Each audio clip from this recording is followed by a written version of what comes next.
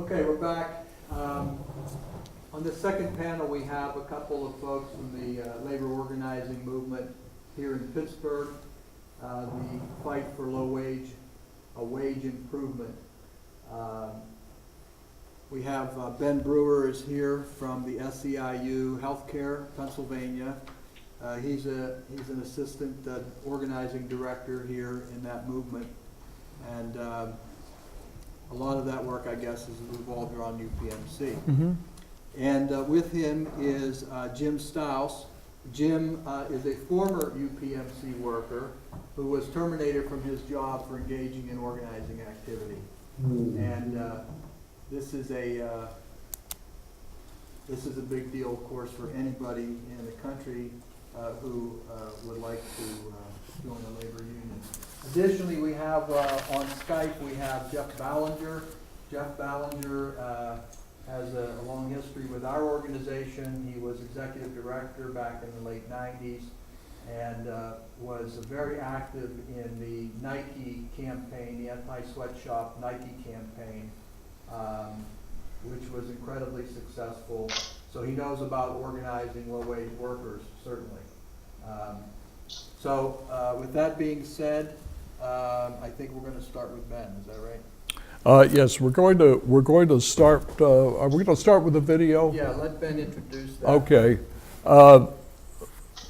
The Service Employees International Union has made a video of their organizing efforts in this area, and Ben, who is directly involved with that, will introduce it at this point, and then he'll come back and make some comments afterwards. Yeah, and actually, part of the reason we're glad to be here is a local filmmaker, Phineas Hodges, who's an award-winning filmmaker. He wrote the movie Blood Brother, which won Best American Documentary at Sundance.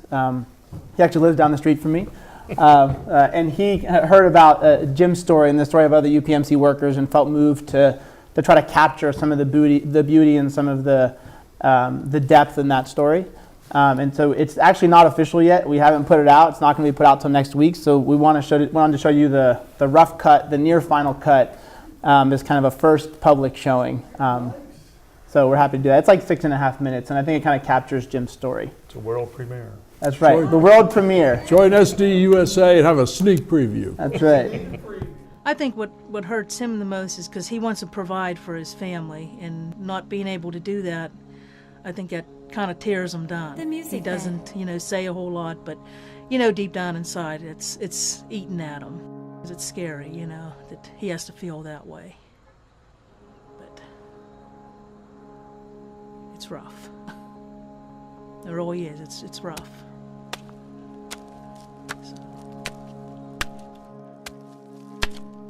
The music bed.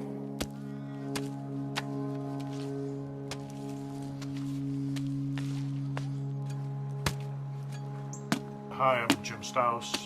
I'm a former employee from UPMC Presbyterian. I was a supply tech. After 7.5 years, I was making $11.81 an hour, which really is hard to feed your family on. We were on food stamps the whole time I worked at UPMC. We had to get our clothes at thrift stores and had to get our food from food banks because it wasn't enough.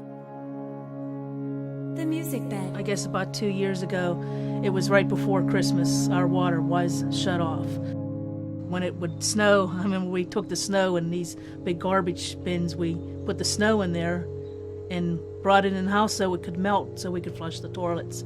And I think that was the hardest part there. Union reps knocked on my door probably 3 or 4 years ago. They, we're talking about how it can be. Do you want better wages? Do you want better benefits? And I says, yeah, I've been wanting that for years.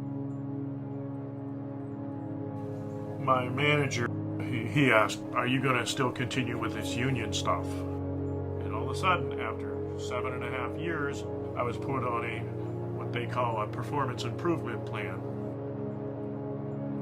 It was like every day when he came home from work, we'd joke around, did you get your paper? Did they fire you today? Nope, I'm still there, and then The one day, in fact, I was sitting out here on the porch, and he drove up, and he got this big bag out of the car. And I went, oh no, it happened. He says, today was the day. Like this film just fell over top of you, you know, like, what do we do now?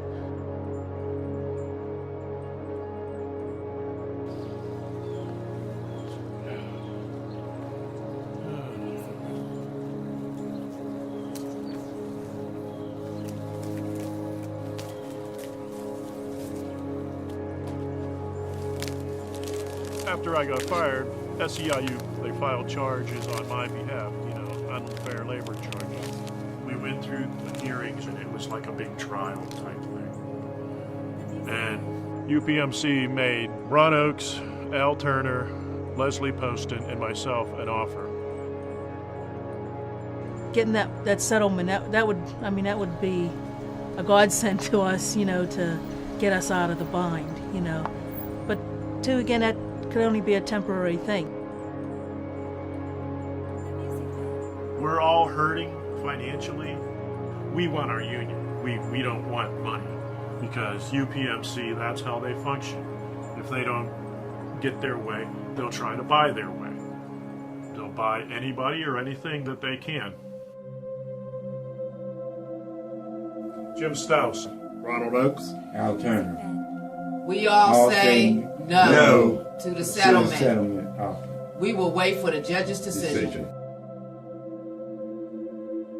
But the union, with all the rallies and getting the word out there, I think it's letting more and more people know how it affects everybody's life. I remember that day down at the U.S. Steel building there, a friend of mine, she works up on, I think, like the 40th some floor, and she says, we could hear you all the way up there chanting. And that was kind of exciting, you know, to know that, you know, all those people in the building heard us, you know, screaming down there. You are not a charity. You are not a charity.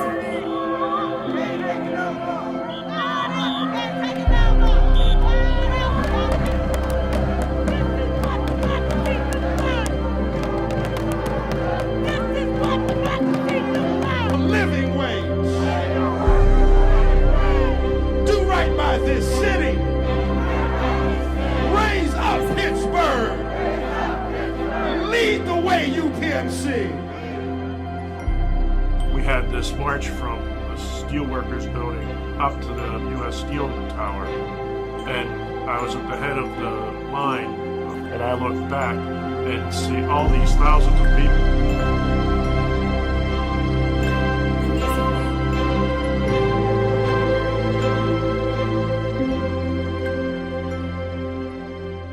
And it's not just for my personal the fight for the union.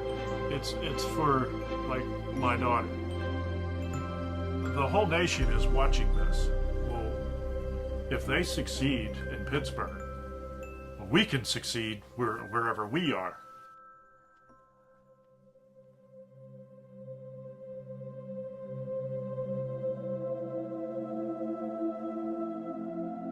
The music bed.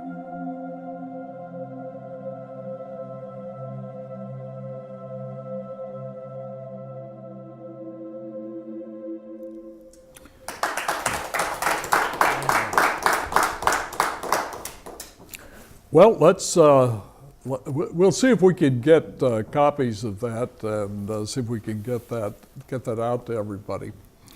Ben, will you start and talk generally about the organizing drive that you're doing here at, what is it, University of Pittsburgh Medical Center? Is that the UPMC? Yes. And tell us about some of the difficulties that you as an organizer are facing.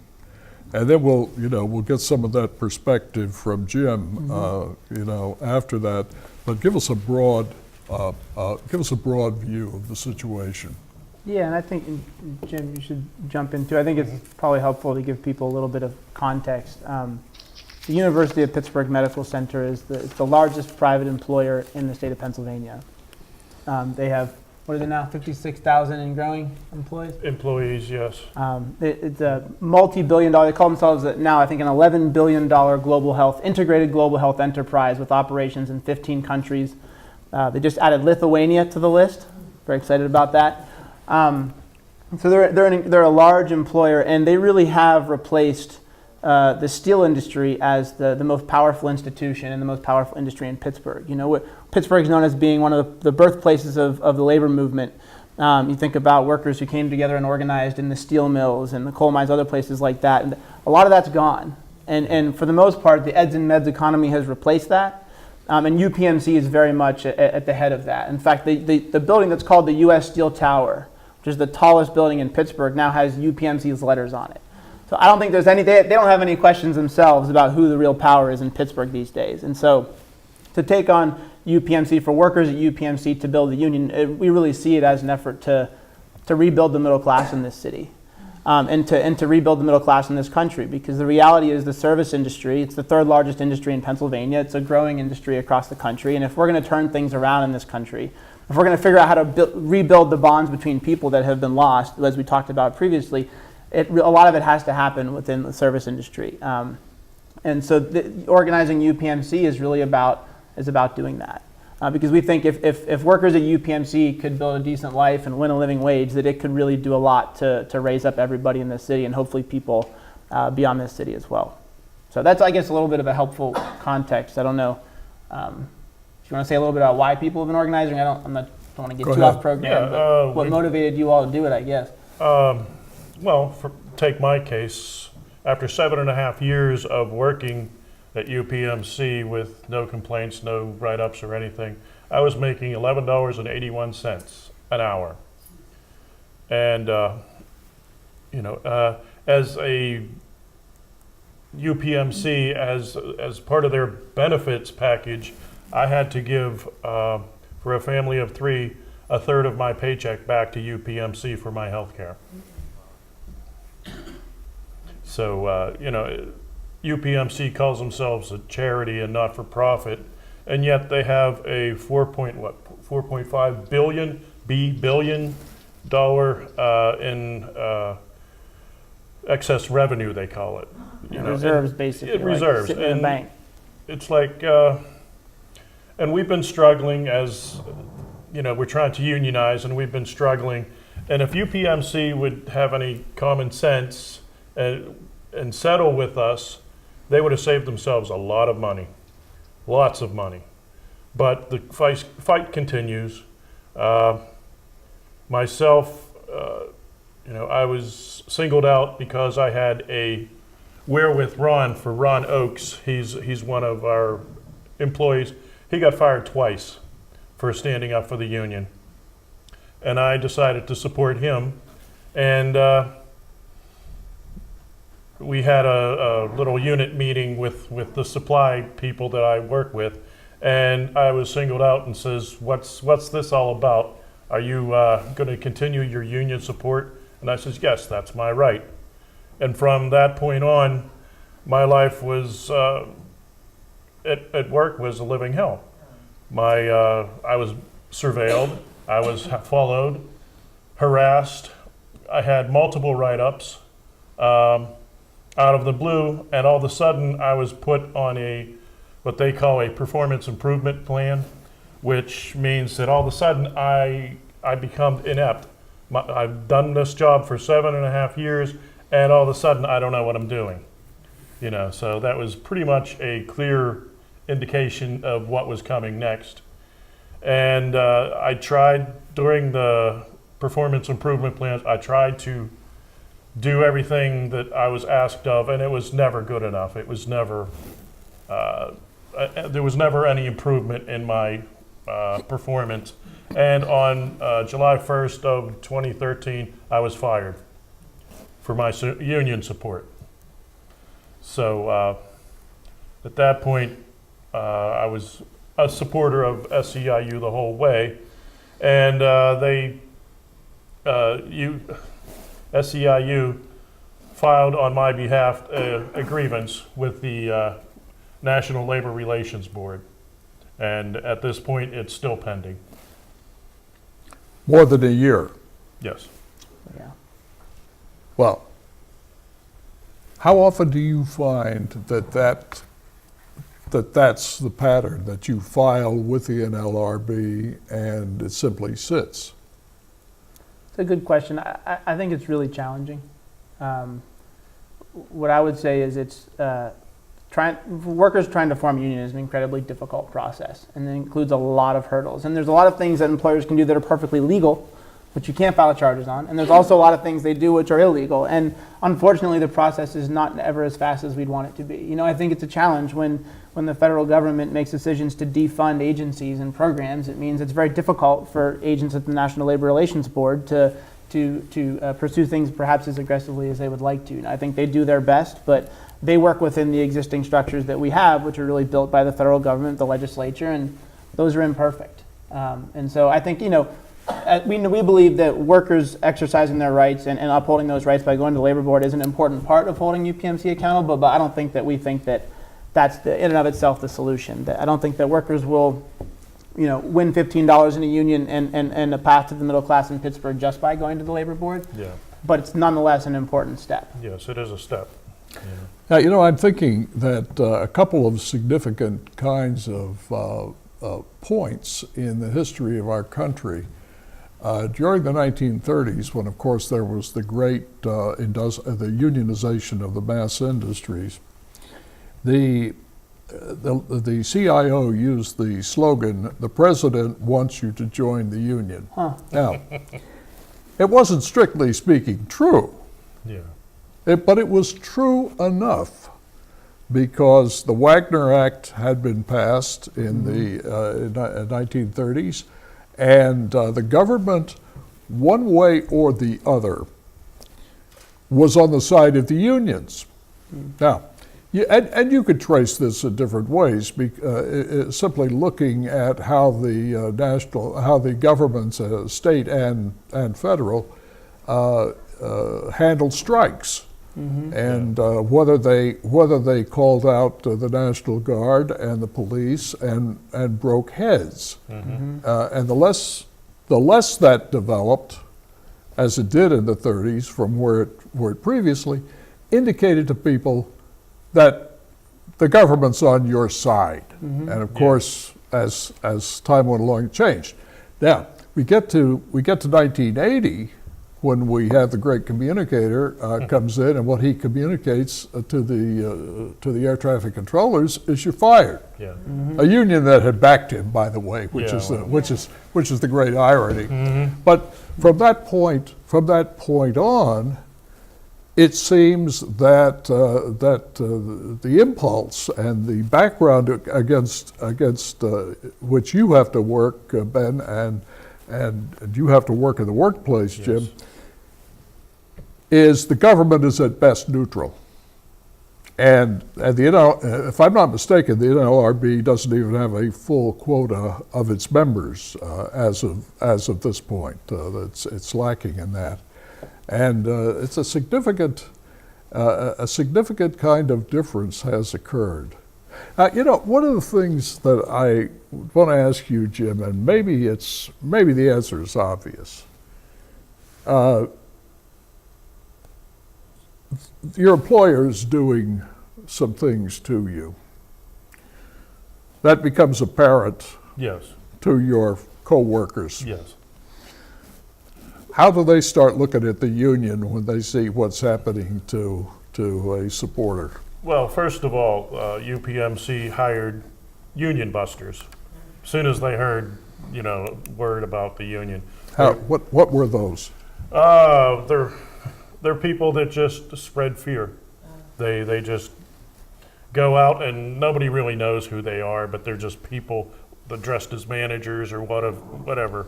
And They basically hire Yeah. very, very well-paid consultants whose full-time job they get up every day to figure out how to stop workers from building a decent life. And they primarily supervise the employer and the managers on how to do that work.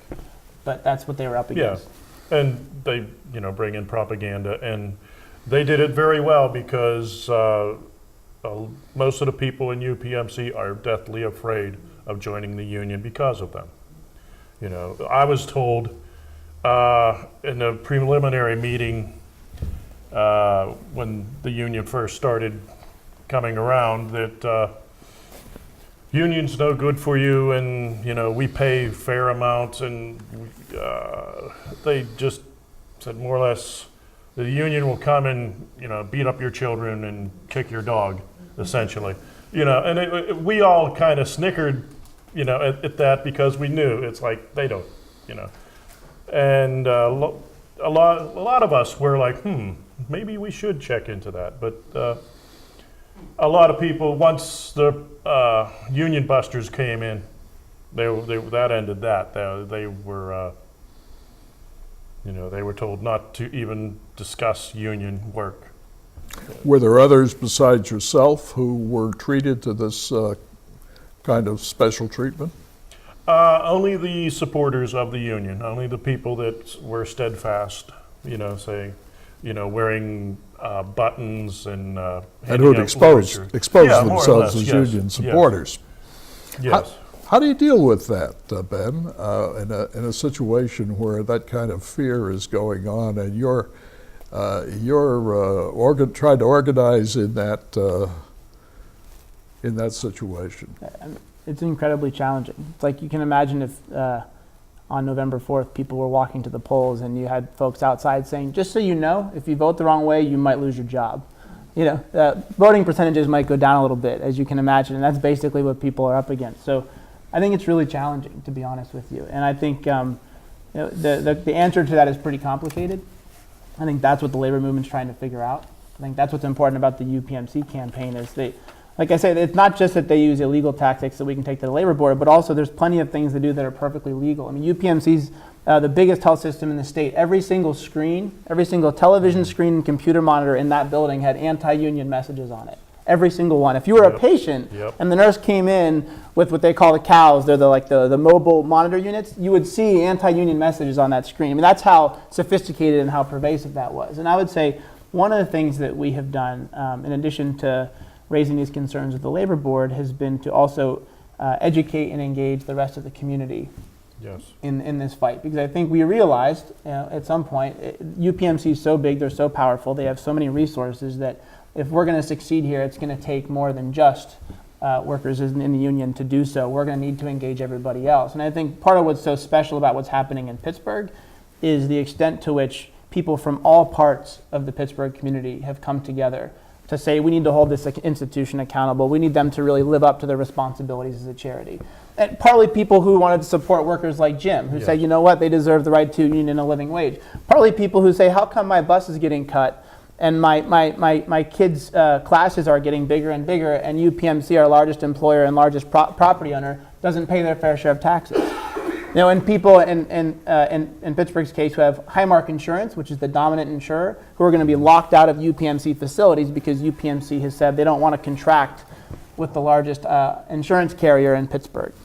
Because people they want to be the largest insurance carrier in Pittsburgh. Or people in a community like Braddock, Pennsylvania, where UPMC closed a community hospital in a primarily poor community of people of color, but yet opened one in Monroeville, which is a community of primarily white folks and people who have insurance. So I think across from Forbes Regional. Right across from a hospital. Yeah. So I think what was exciting that happened in Pittsburgh is we realized pretty quickly there's a whole heck of a lot of people who want to make some justice happen at UPMC, and I think that's part of how we've tried to challenge UPMC to change their behavior, is uniting a lot of folks. And you mentioned the position of the government as often being neutral on these things, but I mean, Jim, you should share the support from elected officials at all levels of government in Pittsburgh has been really incredible. I mean, you should talk about that. Let's see, we've talked to Secretary of Labor Perez. We've talked to multiple U.S. senators. We've talked to Senator Casey, Congressman, all the way to the mayor of Pittsburgh, councilman, the entire Pittsburgh City Council. Right. They got our back. So it's not like we're just a little flash in the pan. We've got a lot of political support. Well, I'm thinking that, and my experience is really New York City, but I'm sure it applies to any large city in this country. An organization like UPMC has a lot of irons in the fire, has a lot of things that they're trying to do, and they need local government to help them do those things. Yes. So I guess to me, the acid test of whether the politicians are in fact behind you are some conversations taking place in which they say to UPMC, look, if you want something to happen, we've got to do something about your labor situation. And bring the force of the community in effect. And this could happen in a variety of ways. The community can, hospitals love to expand. At least my experience, there's never been a hospital that didn't want to expand. But that inevitably requires zoning changes and so forth. And if members of the community are involved and are prepared to fight that, you can, it seems to be not necessarily on point with labor issues as such, but it nevertheless is a way of leveraging and bringing opposition to bear for an institution that's a bad actor. I mean, that's the end of your community discussion. You want to say this institution's a bad citizen. Yes. Yeah, a couple of things I would say to respond to that. One thing that's exciting, that was an exciting development in Pittsburgh, is that the previous mayor, Luke Ravenstahl, challenged UPMC's nonprofit status in court. Basically saying, look, if you want to continue to receive the benefits of public subsidy for your charitable status, then you need to really live up to that responsibility, and there are some ways in which he felt like they weren't doing that. The current mayor, I think, has taken on that conversation and continued to try to engage UPMC and really talking about their responsibilities. So I think, to some degree, elected officials have done that. There was a second thing I was going to say that you were raising that I can't remember now. So. I don't know. I was just suggesting devious ways to. We had a conversation earlier about the submerged state and about ways of structuring subsidies of various kinds. And one of the things that is significant is that these nonprofit organizations that are created for public benefit enjoy, in many cases, exemption from real estate tax, or are make an arrangement with the government by which they give some token, and I'm not sure whether this is true in Pennsylvania, but it's true in other states. This amounts to handing over public revenue, as Sherry Berman said earlier. This amounts to handing over public revenue, in fact, to these institutions, and it isn't immediately apparent. It's not like they appropriated money in the legislature and wrote a check, but it has the same practical effect. Yeah. Which I think that's a good point. It's why, to me, getting to be a part of this is so exciting, because when you look across the country and you look how our communities are struggling, so many communities, whether they're bigger cities or places like Scranton, Pennsylvania, which I think some people remember, a lot of these places, the biggest institutions, the biggest employers, the biggest landowners and employers of people aren't really paying their fair share. In Pennsylvania, it's a lot of hospitals and a lot of universities. Yeah. And I don't know how we can begin to resolve that issue and begin to balance local budgets and make sure that we can provide services until we can have a much more meaningful conversation with these institutions about their responsibility. And I think, what Jim said at the end of the video of if they can do it in Pittsburgh, maybe we can too. Part of I think, is challenging nonprofits to have a serious conversation with the rest of the stakeholders in our communities in this country about what a good community can really look like. And I think if that happened, remarkable things could happen. The flip side of UPMC's behavior towards, say, Jim, is they could do remarkable things. When you have $4 billion in reserves, which is basically 10 grand for every man, woman, and child in Pittsburgh, that means if you wanted to, you could be a creator of health and wealth in this city like no one has seen in this country. Yeah. UPMC could really embrace their role as a driver of health and well-being. And we could do untold things and really be a model. And I think at the end of the day, what this is about is going from frankly fighting with UPMC over their behavior to saying, how do we use this institution to really make this city the place that, the most livable city, which we've been called, but I think a lot of people don't actually experience. Yeah, basically, UPMC needs to be more of a corporate citizen rather than a corporate villain, which is basically what they are at this point. Well, one way of accomplishing that, of course, is the slogan goes blame and shame, and that can make well, at least you have a better possibility if you're making this misbehavior something that people know about. And the kind of thing that you're talking about here, rounded off so it makes it easy for me. You're after 7.5 years, you're earning $12 an hour. Average work year is about 2,000 hours, so you're talking $24,000. Yeah, that's correct. Now and a third of that goes for health right insurance. Back to health insurance. Goes to health insurance, which probably not very much of it is tax deductible to you. It's also, by the way, UPMC insurance. Yeah, we don't have a choice, so. They have their own insurance arm, so Yes, they're basically paying you and then taking that money back. see. Yeah, Highmark is not a choice for us. I see. Yeah, Exactly. It's see. a company store. Right. Your company store. Yeah, just like the coal miners back in the day. Well, in any event, if you were to take your $24,000 a year, the poverty wage for a family of 4 in this country as a whole, mind you, is about $23,400. Yeah. So you're in that situation, and that's not a very generous scale. And you're in that situation where you are theoretically above the poverty line, but there are probably plenty of days that you don't know it. Yeah, like every day.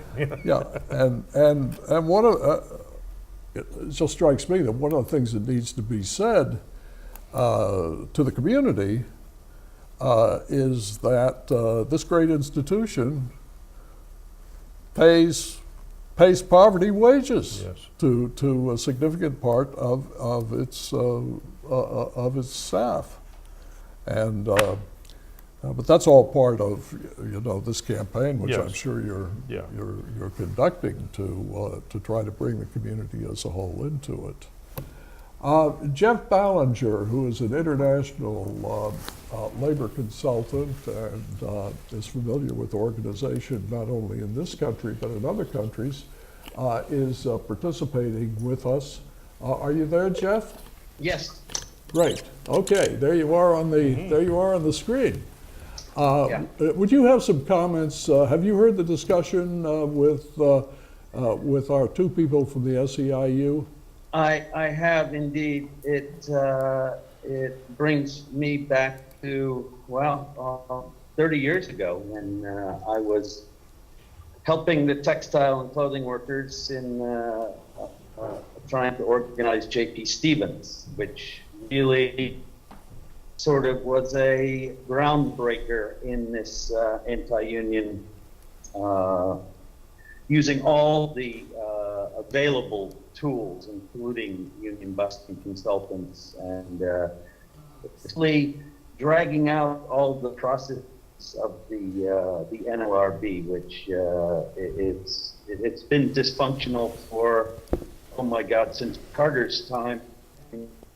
He just lost winning a cloture vote by one vote, try and change the NLRB and try and make it try and restore the promise of having the right to organize, which was the original National Labor Relations Act. Was maybe it wasn't the government wants you to join a union, but by golly, if you want one, you ought to be able to organize and get it in a timely fashion. But there were so many built-in delays that I had a case up in Connecticut, J.P. Stevens worker, where we waited 5, 6, 7 years just to get the case adjudicated of a fired worker. Was it Jim who was dismissed from UPMC? Yes. Yeah, it's even worse than what you're facing now, but that's the reality. It's it's appeal after appeal. Yeah.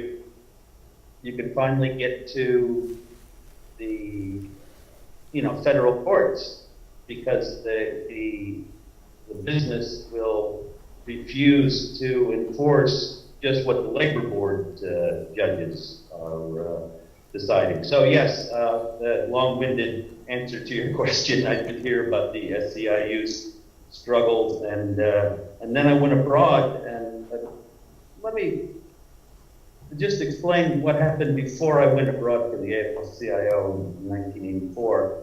I went to law school, and I was interested in international law, and I took international law courses, and I took human rights courses, and it quickly became apparent to me that there was no place to adjudicate this stuff.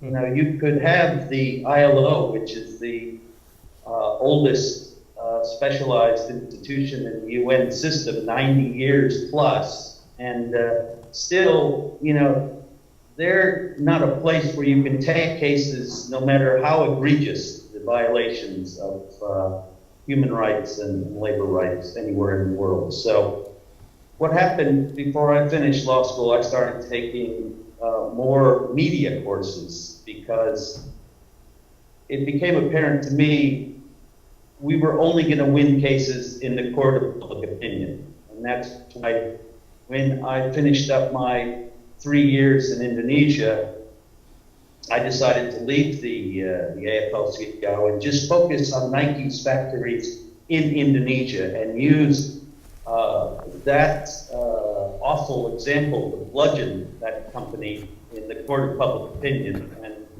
And I'll never forget going to Pittsburgh had a union label trade show about 10 years ago, 12 years ago. Does anybody remember that? Anyway, I paid particularly close attention to the people coming through there. And it wasn't all union people that were at the Union Industries trade show. They were just normal, families out to see, the exhibition there. And I couldn't count even 3-4 pairs of Nike shoes. And, at that point in the late 90s, everybody was wearing tennis shoes. I mean, they just were the default, you go out of the house and you had sneakers on. So this told me something, and the numbers actually bore this out, that the Nike sales in the late 90s, from 97, 98, 99, were falling in the United States. In spite of spending dollars in advertising and endorsement contracts and everything else. So this did have an impact. I think the key thing that my takeaway from all this is that you have to focus very narrowly on one corporation's actions in one country. That's what I did with Nike's operations in Indonesia, because it's a manageable amount of information. In fact, I knew more about what went on in their factories in Indonesia, even after having left Jakarta, than they did, than they cared to, until it became a real problem for them in 1999 and 2000. They finally decided it was a big problem, and they never fixed the problems in the contract factories, but they got the PR going in this corporate social responsibility thing, but they didn't really even see it as a problem until the late 90s, whereas I discovered it in the late 80s. So anyway, I just wanted to say that this focus is very important. It's something I also learned back before the J.P. Stevens campaign with the Clothing and Textile Workers Union. Was the boycott America really worked was Fair Up Pants. That goes back to my college days when I worked with the clothing workers on that campaign. And, you know, one of the things they did, one of the strategies they used, which I'm sure the SEIU is thinking about in this current struggle, is to try and isolate the corporation from its sources of capital. And this was groundbreaking work that was, I think it was a joint effort by Ray Rogers, who was a strategist for the clothing workers at the time, and Jack Shankman, who sadly passed away, but was one of the real great old needle trades union leaders. And I think this is a very important weapon in labor's arsenal, that you have to go after companies that have an association with your target corporation. And one other thing I'll say, just to bring my experience to current struggles, is the fast food campaign. I would strongly suggest that people who are close to the organizers of that movement take my advice and my experience, that you really have to focus on one city and you focus on one brand. As long as you have a nationwide sort of 15 cities and 8 different fast food brands, I don't think they're gonna succeed. But if they focused on one city and put all their resources behind one campaign against one brand, and I would take it a step further and focus on food courts in shopping malls, because we can't distribute literature in shopping malls because that's private property. I was arrested in Cincinnati a couple of decades ago, during that J.P. Stevens campaign, because I was inside a shopping mall leafleting outside a store, on the mall property. And I think if Americans saw that we can't even get our story out, because there's no Main Street downtown anymore. I don't know what Pittsburgh's like, but most of the cities in America, all these businesses moved out to shopping malls. So shopping malls is the new Main Street, and I think it would be very eye-opening for a lot of Americans. You had dozens of clergy and supporters of the $15 wage for fast food workers arrested for merely giving out information in shopping malls. I think that would be a great strategy. So, as I said, I've had experience both here and abroad, and the main problem is there's no place to adjudicate. In the international realm, these are corrupt countries where most of this manufacturing is outsourced to. And in the American experience, the NLRB is just a broken system. So, I really think that, we have to use other strategies, as our, brothers and sisters, the SEIU know well, and, do whatever we can to win in the court of public opinion. And I think most Americans know that these wages are inadequate and these corporations are doing better than ever before. So there's a disconnect that you just have to keep hammering away at. Thank you. Thank you very much, Jeff. Government clearly has a significant role to play. And I think part of the problem that you're working under as you're trying to organize is that the rules do not favor you. Yes. And I'm wondering what specific kinds of changes in the law that you might see that would be of interest. Take a big example that's now passed, or that's long in the past. The Taft-Hartley law in 1947 made it possible to have right-to-work laws in the states, which of course banned union shops.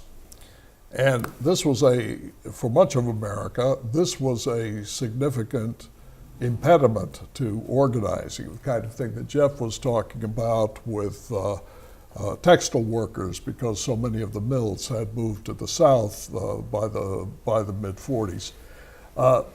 Have you given any thought, Ben, to the idea of if the laws could be changed, what would they look like, and what would you like to see? What would make your life easier?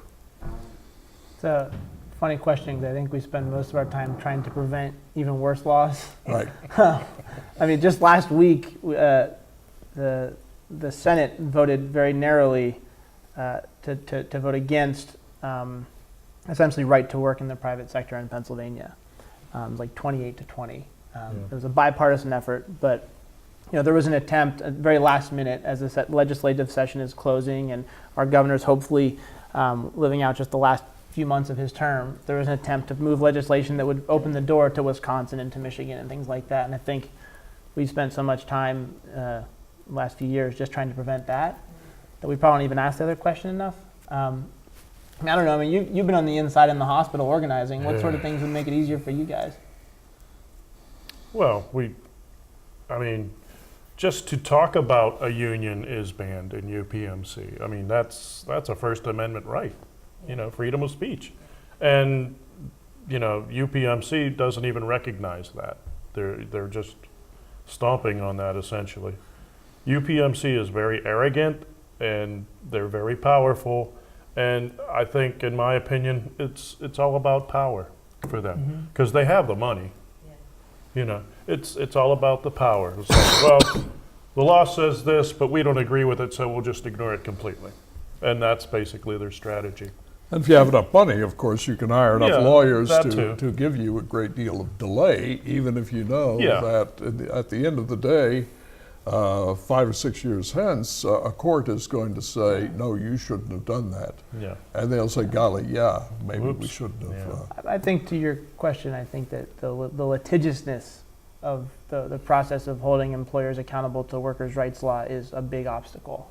Just the extent to which employers can drag the process out, I think, is a big obstacle. And obviously, a lot of us were part of the conversation around the Employee Free Choice Act a few years ago, and so I think a lot of the things that were proposed would be helpful. But if we could figure out how to limit that. Talk about that, would you? I'll tell you what, I'll be on first to tell you, I'm not an expert on that. I mean, I've grown up in the labor movement as it is, and we've had to figure out how to organize given the restraints that we have, so I wouldn't pretend to be much one of the an expert. provisions is that instead of having an NLRB, as I understand it, and God knows you're more of an expert than I am on this, but my understanding is that one of the significant provisions is that instead of having the whole procedure of an NLRB election with all of the things that are involved there, that you have union recognition as the bargaining agent if a majority of the workers sign in effect membership cards, saying they want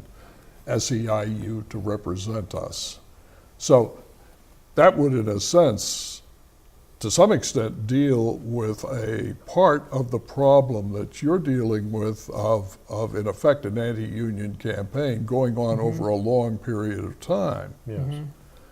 Because if you had a shorter period of time and you got those cards, the employer would find it difficult to marshal its full forces. Yeah. That's the. Are there any other kinds of provisions like that you would think that would be useful? Because among other things, this has a very practical effect. One of the things that I think that we would like to do within our little organization, and to the extent that we can persuade other people, is to say, look, we need these changes in the law in order to make it possible for people to unionize. Yeah. And what kinds of things the system of the card system instead of the NLRB election is a part of that.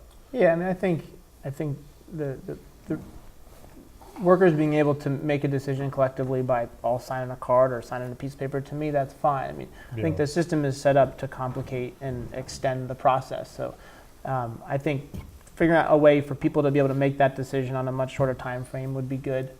But I think, part of the challenge also is that employers' behavior is, they have pretty wide room in which to operate to try to discourage people from organizing. And on top of that, the labor board doesn't have any power to fine employers, for example. If a hospital improperly disposed of medical waste, EPA could fine them, and now probably not enough to totally prevent that behavior, but certainly more than nothing. That's not the case with the labor board. There's no ability to fine employers that have been found to be bad actors by the court system. What's the remedy? What happens? What happens if if the NLRB in the fullness of time decides you're right? Yeah. What are they going to do? Well, they'll send me back to work, and the process will start over. They'll start intimidating me, and Okay. and not only me, but the workforce in general. They have them terrorized. That's why nobody has said, "I'll come up and sign a card for you because we support the union." There's probably at least half of the people would support a union if UPMC wouldn't terrorize them. Well, one of the things that I think that we need to get clear, because, the thing we need to get clear is, number one, people want to join unions, that they recognize that unions are good for them in several ways. It's not only wages, hours, and working conditions, but it's also the ability to get some kind of democracy in the workplace, that you've got a mechanism to push back against the boss that doesn't involve just you. Absolutely.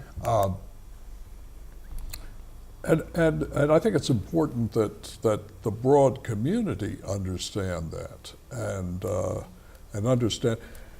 The other point, of course, is that there is a factor called, what's it called? I can't remember the precise name for it, but in effect it's the union differential. It's the difference between workers in an unorganized situation and those who are in an organized situation, and the people who are organized do better than people who aren't organized.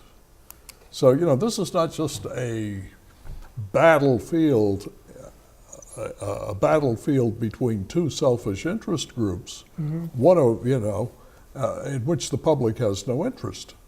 Yeah. And I think it's critical to get that, because the whole NLRB system is essentially predicated on that premise. It's government's going to act as a kind of neutral arbitrator. I think the idea of democratizing workplaces and democratizing institutions is a really important part of what we're trying to do. Because again, UPMC is the largest landowner, the largest employer, the largest health system in Pittsburgh and beyond, but there isn't real accountability. Yeah. The stakeholders in that system, patients, taxpayers, workers, don't really have a seat at the table. If you look at the UPMC board, you don't see any central supply technicians on the board. If you look at the board, you don't see people from in particular poor and people of color from communities that have really been negatively affected by the decline in manufacturing, for example. It's a relatively white board. It's a board made up relatively of people who are better off financially. And so I would say that patients aren't well represented, workers aren't well represented, and to a lot of degree, taxpayers aren't well represented. And I think a lot of what this is about is saying we need to create real accountability for the institutions that depend on public support to exist. And, that's obviously a long-term vision, but I think it's about workers democratizing the workplace and having a say, but it's also about the other stakeholders in this community having a say so as well. I want to throw out a different kind of an issue. And here I really feel my age. When I was a young radical, if somebody asked us kind of to describe our economic plan, the first thing we would say is full employment. And that was a pervasive vision. If nothing, one of the one of the things that Franklin Roosevelt did in his 1944 Economic Bill of Rights speech to Congress was talk about the ability of every person, I think he said every man, but every person, to get a job. Which, you know, sounded fairly, and we'd say today, you know, get a job with a living wage. Yeah. Well. But this was at a time, the primary point of departure for people on the left in this country. Now, does a lot of things in addition to giving you a job. One of the things it would do for you in terms of union organization is, you know, this fear that is so pervasive. If a person knew that he could walk down the street and get a job, get as good a job as the one he just got thrown out of because he was involved with union activity, that would cut away a lot of the fear of, you know, how's my family going to eat next week, which is a serious and proper fear, you know, that people have. You know, one of the things that, and I'm talking to you like this because I'm trying to get your help again with this. A couple of years back, I went to a conference, progressive organization in Massachusetts, and there was a panel on the economy. And a number of very fine people, including from the SEIE, talked about a lot of good things, but nobody talked about full employment. And that's, I think that's really a critical need for the labor movement today, for people who are inside the movement and outside. You know, Karl Marx talked about, I think it was Karl Marx, the reserve army of the unemployed, and the benefits that accrues to the employers because they know that they have a vast group of unemployed out there, and that if somebody gives them guff, there's somebody there who's desperate for a job and will take that job. As long as we have that kind of a situation, I think it'll be difficult for unions, and because of the kind of fear factor that's at work. Yeah, what I would say is that in the hospital industry, in the service industry, generally turnover is pretty significant. Yeah, and you probably saw lots of people come and go. And, you know, but I would at least a quarter to a third of UPMC service workers turnover every year. I'd be willing to estimate. You know, I can't say for sure, but based on my experience and also things that we've heard UPMC present in their own board meetings, 25 to 30-some% service worker turnover every year. And I think that serves the interests of these large institutions because the less time people have been there, the less money you got to pay them. Yeah. The more people know it's not a stable job. They could lose it if they said the wrong thing. So it's not a career job, right? I don't know. I mean, do you think folks really see UPMC? It could be. I mean, it could be, but UPMC doesn't want that. Yeah. Right. And I think it's partly why organizing now is even harder in some ways than it was before, because when you think about organizing J&L Steel, the mill up in Aliquippa, which was actually in the 30s, the first place where they actually had an NLRB certified election. At least then, as hard as it was, those workers had been there for a while. You know, you go to work there and you die working there, and your neighbors work there too, and so there was much more of a built-in sense of community. Whereas when a third of your coworkers are gone every year, there isn't really that built-in sense of community to draw from when workers decide, you know what, we're going to actually try to change some stuff. Because I actually don't know the name of my coworker. What does that do to your ability to maintain a union under those circumstances? I mean, let's say that you organize the shop, right? And a third of the people were not going to be there next year. Well, I think what Jim said is totally right. That part of the hope is that we can, just like they turned steel jobs from very dangerous poverty jobs into good jobs that allow you to have a decent life. Yeah. I think the Have hope a career. is, Yeah. Mm-hmm. I mean, that's not far-fetched, I don't think, you know. Okay, And I think if you do that, people do stick around. Yeah. It's in their interest to stick around. okay. So that to me is the number one thing. But to answer your question, I think the answer is it's just really hard because people do come and go. And I think until we change the way the service industry works, it's going to be a continuing challenge. Yeah, if somebody thinks, you know, oh, I can get a job at UPMC and make a career of it, they're going to stay there longer. Yep. You know, they're going to try to make a career out of it. Yep. So, Well- you know, and there that builds into the middle class. You know, if you work long enough and you'll earn a living wage, which UPMC doesn't do that, but if we force them into a living wage, then the middle class starts to rebuild itself and the tax base gets bigger. You know, and you know, neighborhood starts, you know, prospering and people fixing their houses and cars, and you know, the whole it's like a cycle. Yeah. Yeah. Yeah, I'm thinking of, you know, the question that I had raised. I'm thinking of the whole problem of organizing farm workers, who probably have, you know, it's probably the epitome of this kind of problem, because they're constantly moving around from job to job and, you know, in different kinds of patterns. And you know, it's, I don't have the feeling that the Farm Workers Union is nearly what it once was. You know, in the 70s and 80s, the Farm Workers Union had, and was able to build a really national kind of boycott system and a kind of engaging of the community's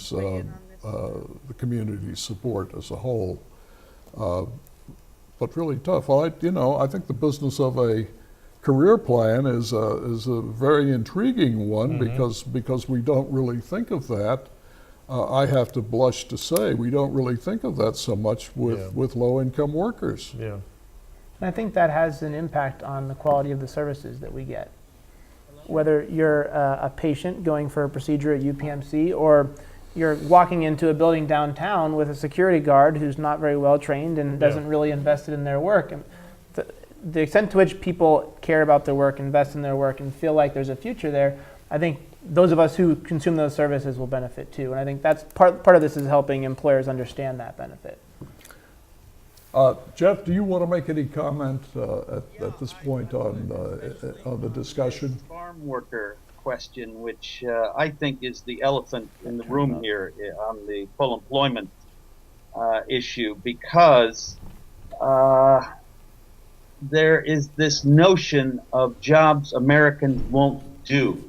And I think unless we wrestle with this notion, I mean, why won't Americans pick tomatoes? If they could organize and make $15 an hour, I think a lot of people would go and pick tomatoes. And I don't want to sound anti-immigrant here, but we have to ask ourselves, who is fighting immigration reform with their lobbyists in Washington? It's all the businesses that benefit from quote-unquote illegal or undocumented workers, because our sizable industries that get cheap labor, because these workers, if you think, you know, workers in a hospital are in fear, imagine yourself, you know, with no legal right to be here, and the fear that can be instilled in these workers. So I think this is a huge issue, and I agree wholeheartedly that the full employment goal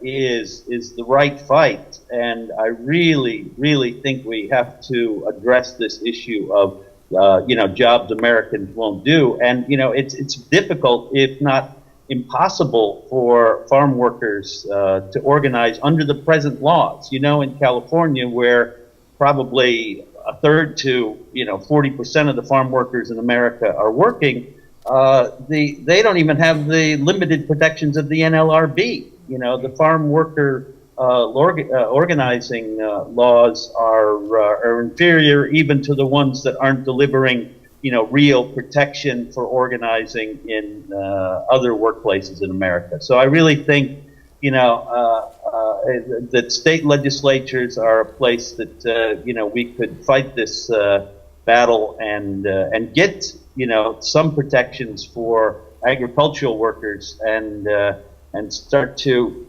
give them that need the protection the most. This kind of chance to move up the economic ladder. And just the final point on the boycott, that was probably the most effective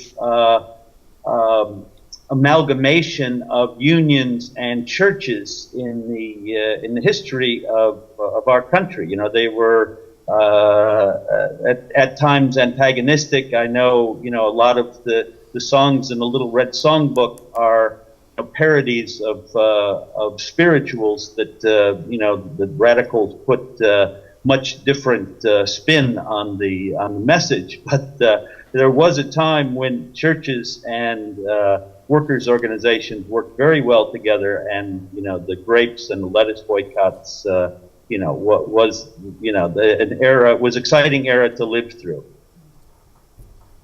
Thank you. Rick, do you want to take questions now, or shall we wrap it up? You have to make them very short, no speeches. Okay. Have a question with them with a question mark. David Evans says, yeah. 3 words or less. Let me get the microphone here.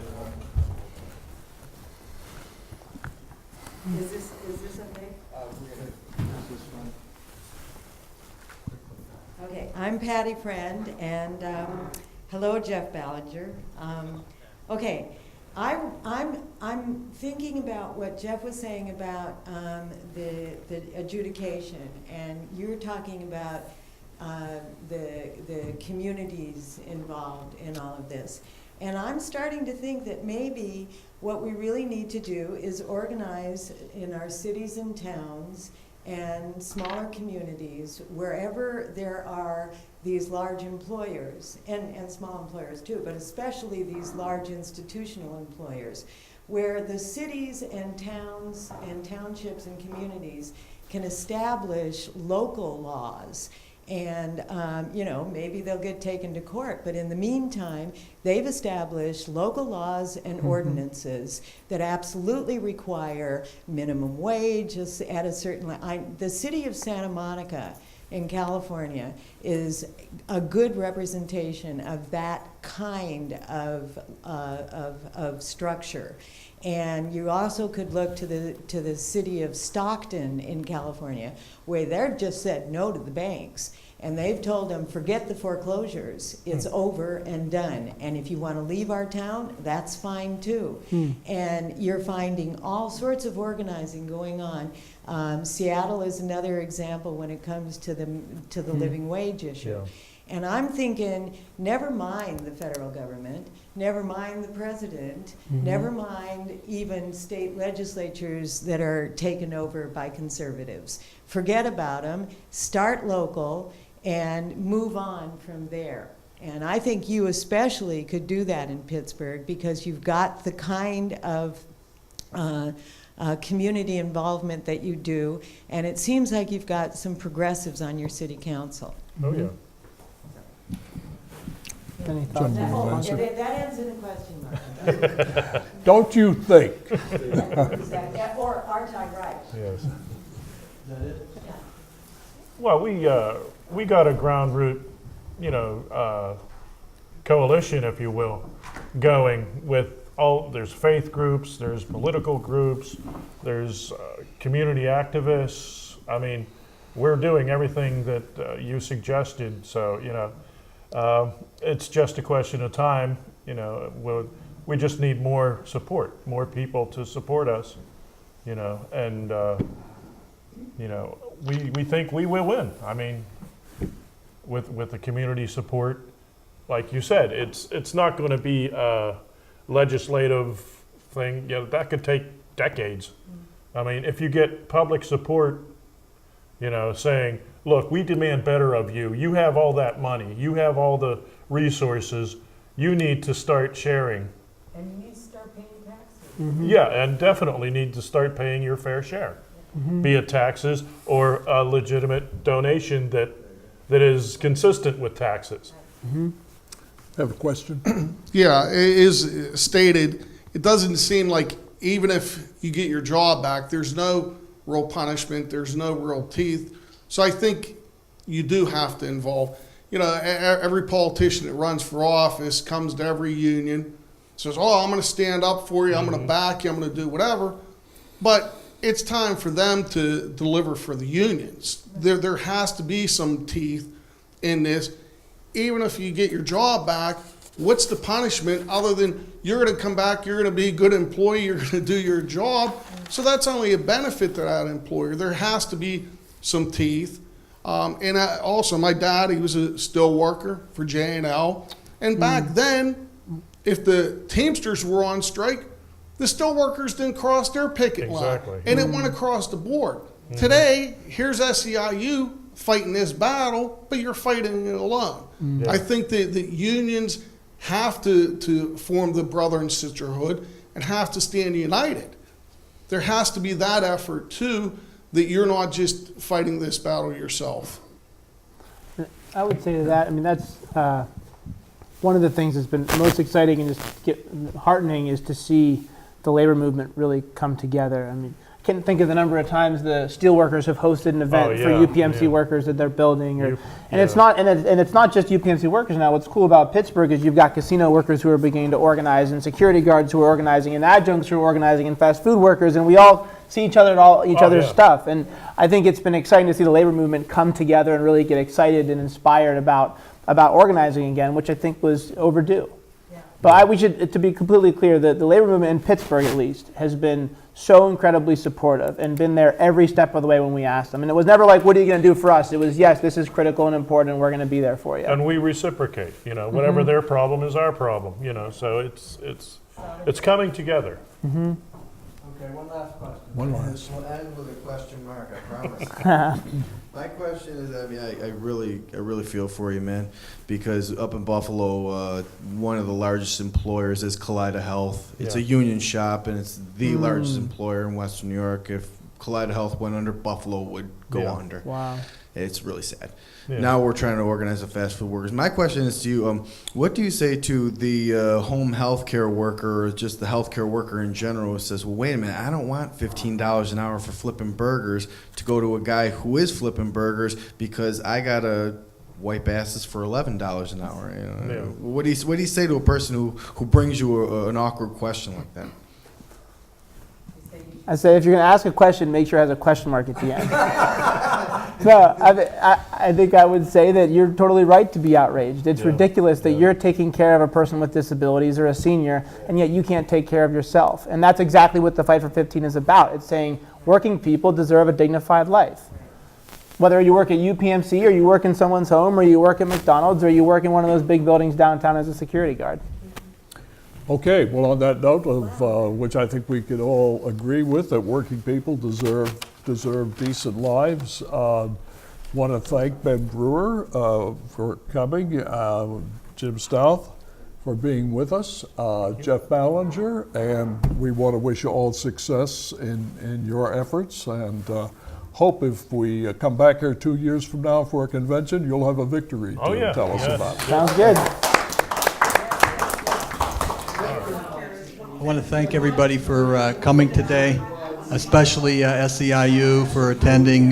We know that there's a security guard strike action going on downtown right now, so we're very appreciative that they came. I want to thank all the speakers today and thank all the people that joined online.